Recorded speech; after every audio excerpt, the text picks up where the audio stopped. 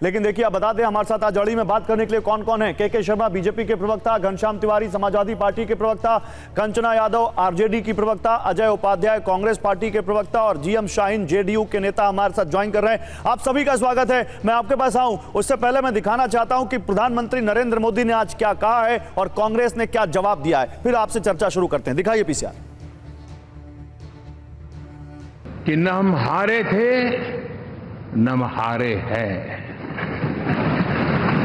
लेकिन 4 तारीख के बाद हमारा जो व्यवहार रहा है वो हमारी वो पहचान बताता है कि हम विजय को पचाना जानते हैं।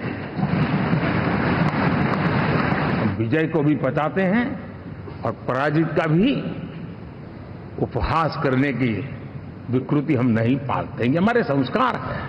अब किसी भी बालक को पूछो कि भाई लोकसभा के चुनाव के पहले सरकार किसकी थी, तो कहेगा एनडीए। 24 के नतीजों के बाद सरकार किसकी बनी, एनडीए। फिर हारे कहां से भाई? ये 2024 के चुनाव नरेंद्र मोदी के लिए व्यक्तिगत रूप से, राजनीतिक रूप से और नैतिक रूप से एक प्रचंड हार हुई है। ये कुछ भी कहें, कैसे वो कह सकते हैं मेरी जीत हुई है? ये मोदी की हार है और अचानक ये एनडीए का जो भूत है उन्होंने उसको उनमें ऑक्सीजन फूंकने की कोशिश की है। इसीलिए मैं कहता हूँ ये प्रधानमंत्री नहीं है, ये 1/3 प्रधानमंत्री हैं। नरेंद्र, नायडू और नीतीश 1/3 प्रधानमंत्री हैं। ये जनादेश इनको नहीं मिला है।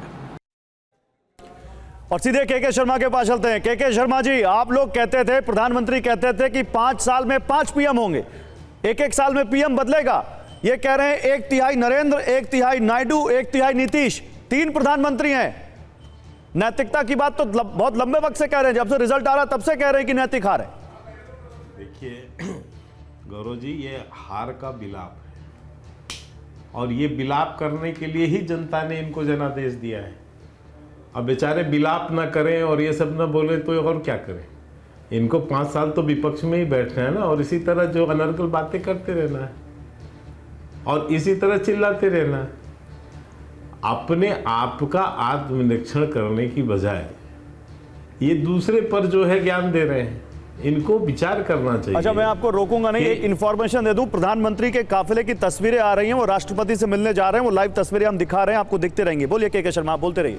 नहीं तो क्या है कि इनको आत्मनिरीक्षण करना चाहिए कि 15 साल से पिछले, मतलब आने वाले 15 साल को यदि 5 साल को जोड़ लें तो इनके नेता ने इनकी पार्टी का क्या खस्र किया है?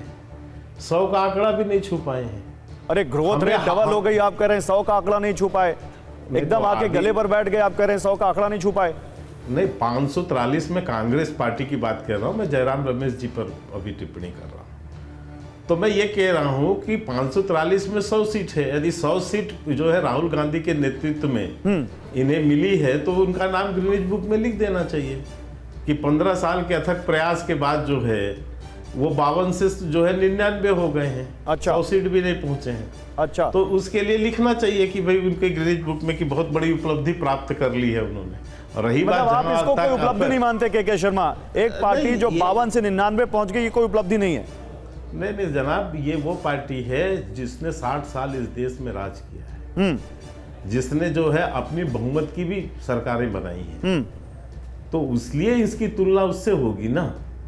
अब मैं दूसरी बात कहता हूं कि विपक्ष के जितने कुल मिला के जितने सांसद चुन के आए हैं उससे कहीं ज्यादा सांसद भारतीय जनता पार्टी के, बीजेपी के हैं। ट्रू।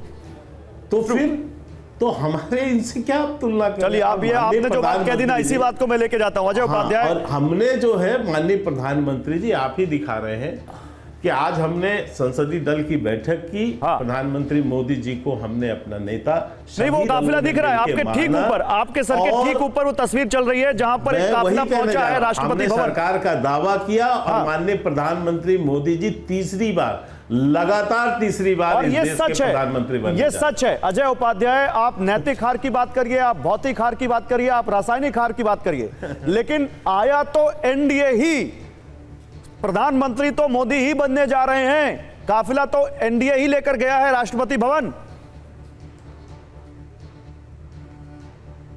पहले तो सभी को बहुत बहुत शुभकामना, भाजपा के साथियों को जो यहाँ भी बैठे हैं और जो देख रहे हैं हमें, और प्रधानमंत्री जी को भी शुभकामना प्रधानमंत्री बनने के लिए। हाँ, ये बात जरूर है, विनम्रता को अपनाने का प्रयास जरूर भाजपा के लोग अब धीरे धीरे करेंगे। अहंकार छोड़ करके जो जनादेश है कि अहंकार छोड़िए और जनादेश का सम्मान कीजिए। आएगा तो नारा क्या होता था, आएगा तो मोदी ही, मोदी सरकार ही। अब क्या हो गया, आएगा तो अब एनडीए ही। कम से कम ये बदलाव बड़ा हुआ है।